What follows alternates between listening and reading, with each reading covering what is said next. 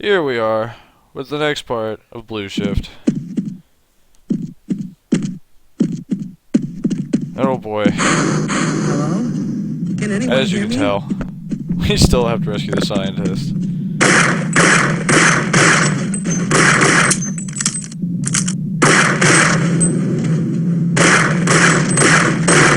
Yeah, guys, there's this part, there's one more part, and then we're gonna transition it over to Let's Plays.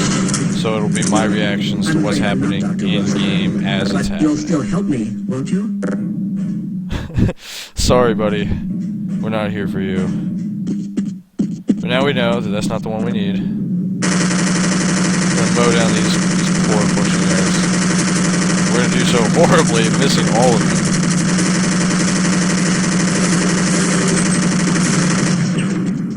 As you can see, that did not go as well as we would have hoped.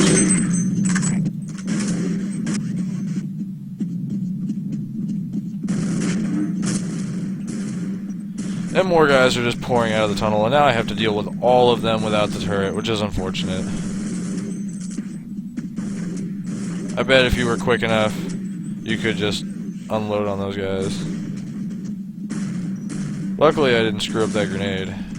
That would have been embarrassing. And this guy is just beelining it for the scientist, who we're going to shoot by accident. Though we did save him from that guy, so... you know, it is what it is. We did kind of help him, even though we told him we weren't going to.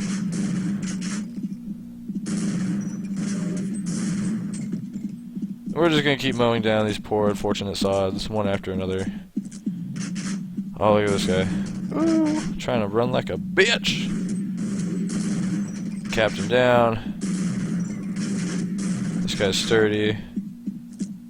Yeah, sometimes the shotgun's like an instant kill, and sometimes I'm assuming I'm just missing with like all of the pellets.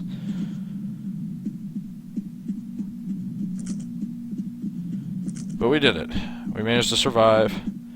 Surely there's nothing horrible waiting for us down this next tunnel. Grab that last bit of health we knew was probably there. See some more boxes.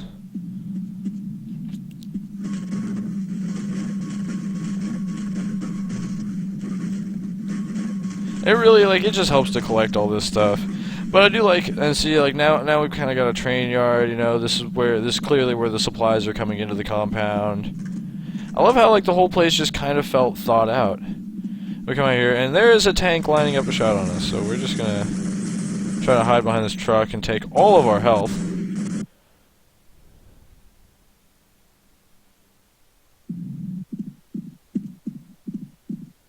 Oh, I remember. So, for some reason, my autosaves got screwed up. And it was trying to, like, teleport me to some other area that I wasn't at. So, I had to actually, like, manually load the save file. Which means I have to do this part again. Hopefully we'll pull off the turret a little bit nicer this time.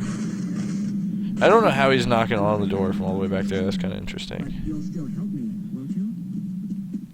Once again, we tell him there's nothing we can do for him.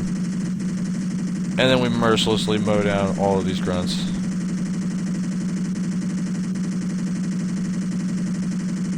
See, that's how we wanted it to go the first time. Look how much health we saved. We still have all of our armor.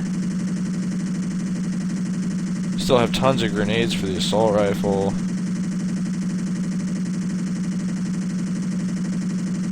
I mean... the rhythmic pitter-pat of the 50 cal.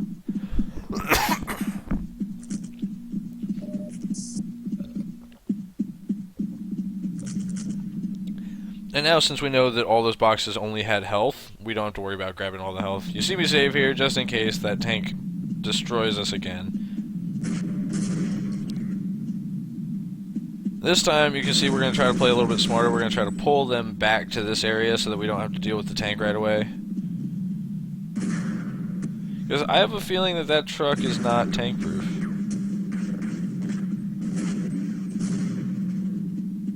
Decent grenade toss. If I had gone a little further, I might have also gotten the guy that's out there to the left.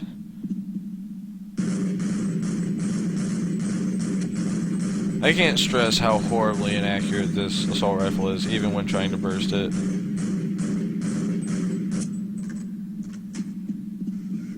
you're gonna see us go for the good old-fashioned grenade. I'm assuming. Sounds like me. Yep. That guy gave us an easy one.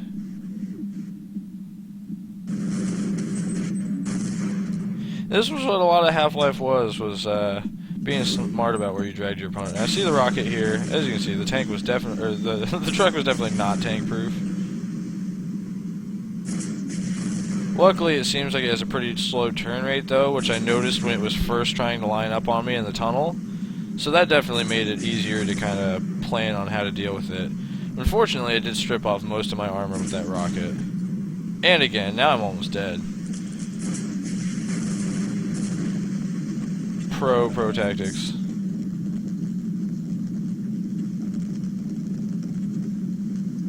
And here we're having a ridiculous time trying to get up there.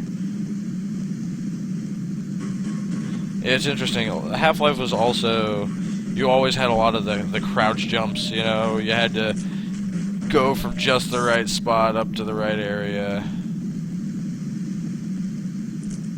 I like how that truck actually like kind of popped open. That was cool. You see me collect some more rockets. Knowing how we have to get up on these, we're gonna go ahead and break open all this. Ammo will be nice. Maybe we'll find some armor. You know, you never know. We're at full health, which is good. I mean, that's mostly. I mean, that's. And then we accidentally chuck a grenade, so. Now you can see we're gonna head back inside.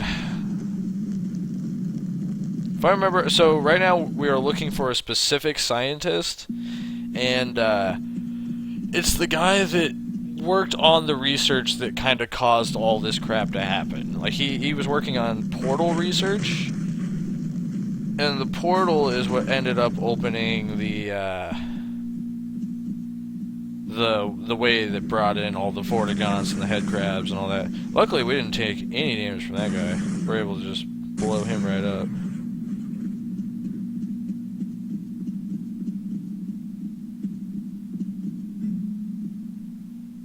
I love how it's even got like the Black Mesa logo on the crates. I wonder if there's actually, like, I wonder if you can actually see what that stuff on the bottom says.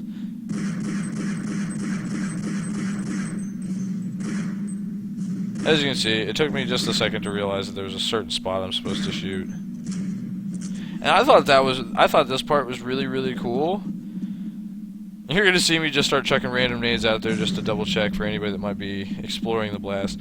But I thought that was really cool. Like, you've got this rack with a bunch of like little canisters on it, and you've got to use the canisters to knock a hole in the wall. And now we got them. They see me chucking grenades, they decide it's time to chuck grenades back. Somehow I managed to kill myself there. Not 100% sure what that was about. Somehow I still had a grenade primed, even though I had switched weapons. This goes back, it's this weird glitch. Every time I die, for some reason when I spawn, it starts chucking whatever I have in my hand, or shooting whatever I have in my hand. I don't know why. It's one of these things I ask myself every day. Now we did a look cool fucking knocking that thing open. We're gonna go for the revolver. It's usually 1 to 2 shots, and I can go from an insane range. This is undisputably one of the better, probably, I would say the best weapon in the game. You just don't get ammo for it often enough. You can see that's 3 guys gone with absolutely no difficulty. Basically a sniper rifle. The crossbow kind of does the same thing too, but I have a feeling I'm not gonna get that in this one.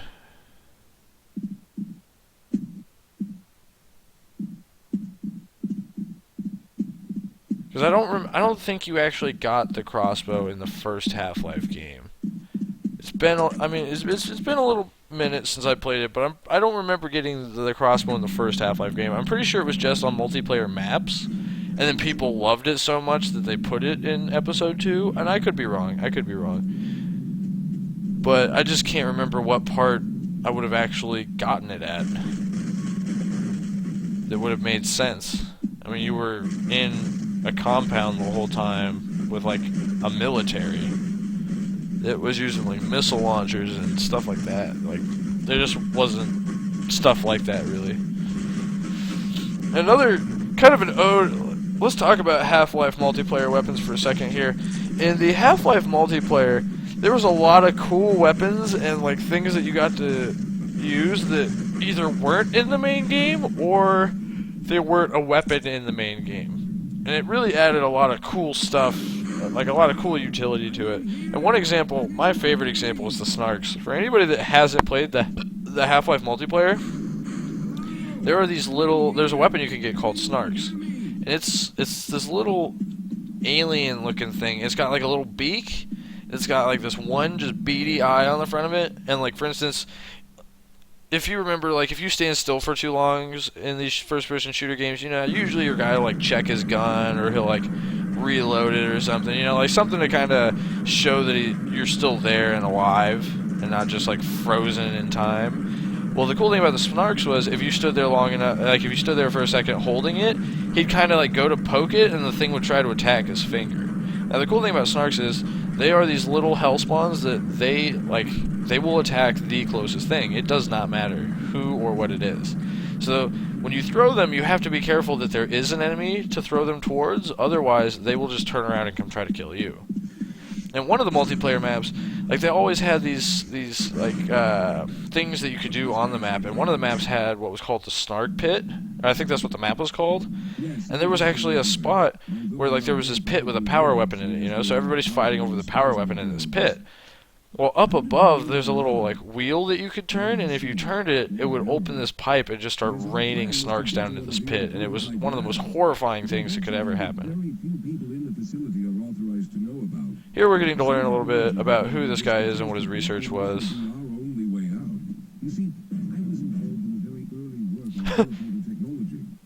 As you can see, I'm rather upset with the results of his research so far. Outside of the facility. As improbable as that may sound to someone like yourself, of course none of that does a whole lot of good while we're stuck in here. Perhaps I could help boost you through that vent in the ceiling. If you're lucky, This guy's got a pretty good idea, so we're gonna go ahead and help him out with it. Hopefully it pays off for us. Let's try this. And I love how he actually, like, gets into position to, like, give you a boost. And you can tell that you totally have to jump up a second time, which totally lets you know that you're standing on his head. You're gonna see we're gonna do our patented random grenades out of a hole trick. We're just gonna, like, I've got a ton of these. They can be a little tricky to use in the middle of a firefight, so we're just gonna launch a ton of these suckers and just try to take out everybody that we possibly can. Then we fell off his head, so we get to have fun just, like, kicking him in the face again. This was really, like, the hole was just slightly too big. And it got a little tricky. Now we're gonna do our secondary. Ooh, yeah, I forgot about this. I love this rocket launcher, by the way. This game. So you've got this rocket, and as soon as it fires, it will follow the laser. Now, I'm clearly gonna use it horribly because I'm kind of a noob, but at the same time, and now we get to listen to his speech again, which is just utterly horrifying. Although I'm not very proud to admit it, seen as as you can see, I'm already panicking. I'm about to kill us both. How did you know my name? I'm just ready to lob grenades at the top again. And I think I actually threw all of the grenades before anybody actually showed up last time, so it was just kind of a, what the hell is going on over there? The same technology that brought about this catastrophe could also be our only way out. But we do what we must because we can. I was involved in the very early work on teleporter technology, long before the Lambda complex was even built. There may be Though I do like that you had little sections like this where you kind of got to learn some of the backstory and figure out who these people were. As improbable as that may sound to someone like yourself, of course none of that does a whole lot of good while we're stuck in here. Perhaps I could help boost you through that vent in the ceiling. If you're lucky, you might be able to take those soldiers by surprise. Yeah, now you're on track. Let's do this. Let's try this. You can see this time. I still chuck one down there because somebody did close the door on us.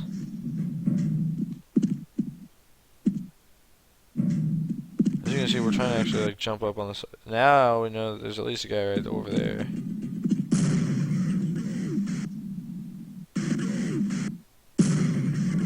Got one.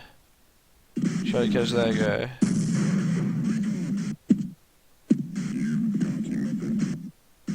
I should have just jumped out and gone ham, but it was just so beautiful to see my like health and armor at full. It just happens so rarely.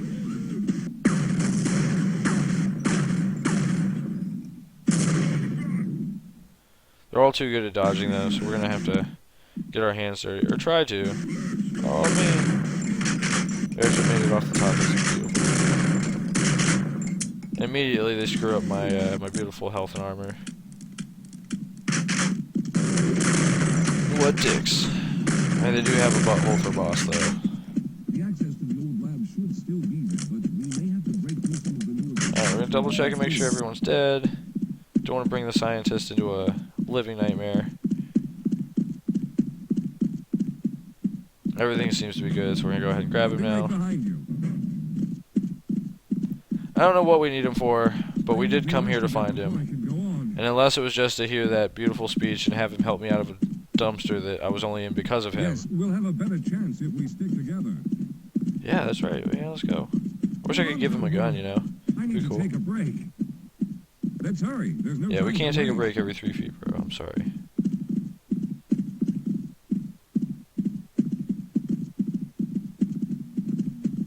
Hopefully I don't have to drag him too far, because companions in this game are more of a nuisance than anything, really.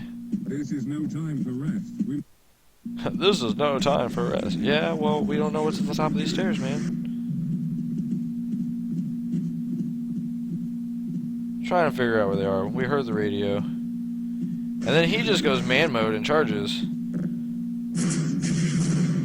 Which means that rocket was probably very scary. I could have killed the crap out of him.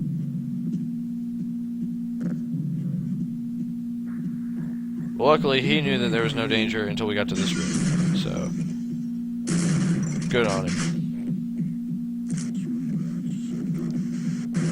Now we're just going to go through here and do what we do best. Gordon Freeman is our spirit animal. And he deliver onto us armor. So shall it be written. As you can see, we are not screwing around anymore. I decided the next guy I saw was going to die.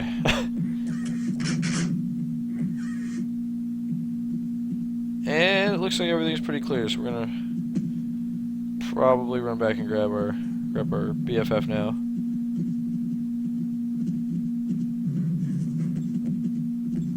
But he's already on it.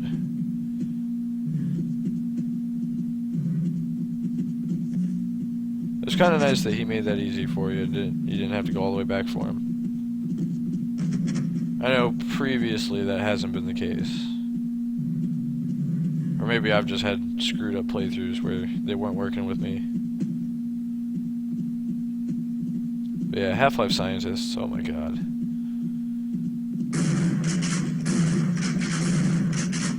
No time for crowbar right now. We got business to attend to. I'm assuming since it funneled us this way that we were meant to go this way. Let's go. He decided to take a breather by the exit sign. I can't really blame him. He was probably atrophied from being in that container for God only knows how long. Yes, Apparently this wall is what we We need need. to break through this to get to the elevator. Don't gotta tell me twice. I love how he crouches down when everything starts exploding. As usual, I have to press the button because I didn't get a PhD in, like, teleport bullshit. Quick save, just because you never know. For all we know, there could be a Gargant waiting at the bottom of this elevator.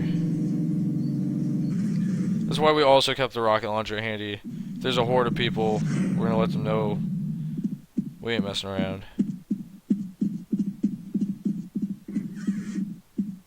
Luckily, things seem pretty quiet, and I think we found the reason that we needed to bring him along.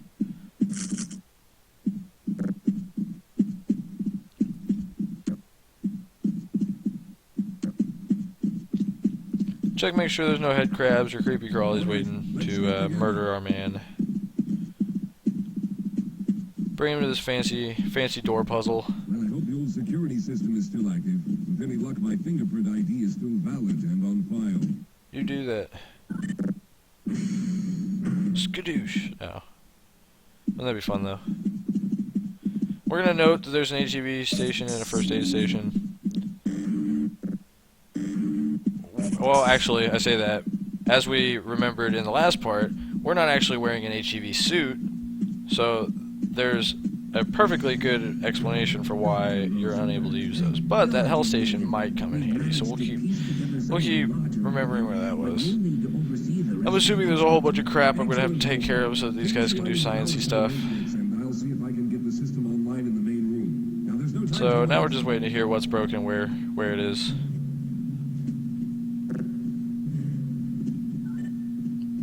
Though, when they mentioned an elevator, I also wasn't sure if someone like... And then he just vanished. Like, that threw me off for a second.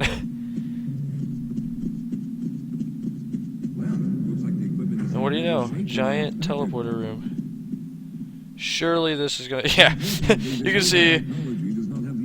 I've been in a different teleporter room, and it worked out horribly for us. And you can see me panicking, trying to figure out how to sabotage this process.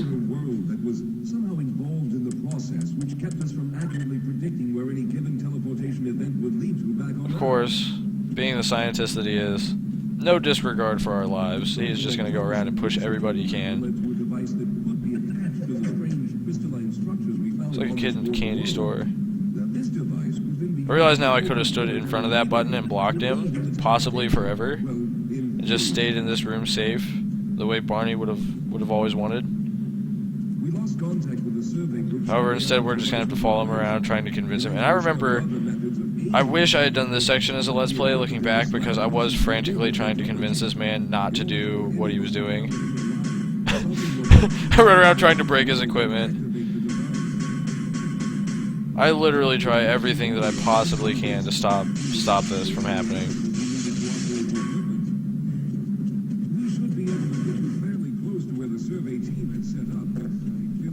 I'm about ready to shoot him, because that's the only way that it's looking like we're gonna get out of this alive.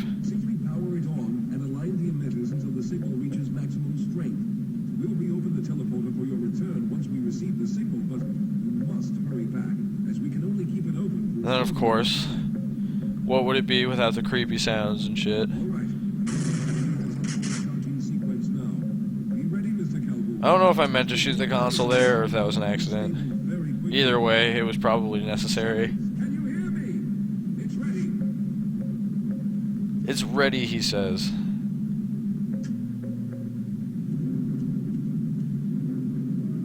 As you can see, by this point, we've kind of resigned ourselves to... Nope. Last minute panic.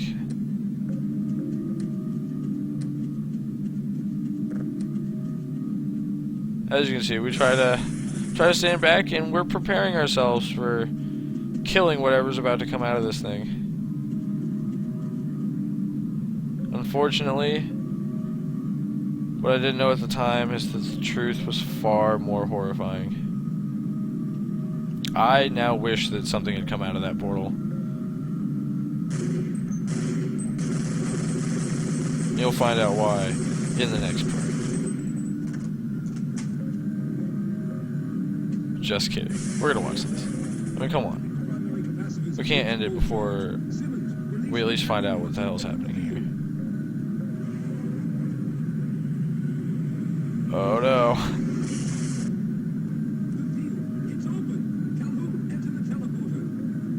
Yeah, and then he tells me to go in. We have no idea where this thing goes. As you can see, I tried to get a grenade to go through the portal. It didn't work. As with Gordon Freeman, we appear in absolute hell. Absolute hell.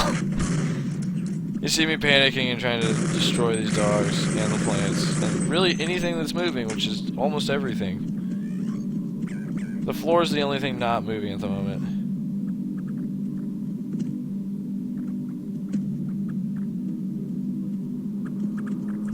We hear the hounds. We lost sight of them. They're just waiting for us to come up to the upper level.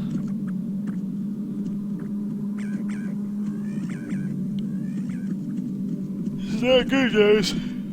I want to remind you, I'm not Gordon Freeman. I don't have an HEV suit. I'm just a simple man with a simple job, protecting what I thought was a simple facility. Yeah, and that was one thing that in Half-Life 1.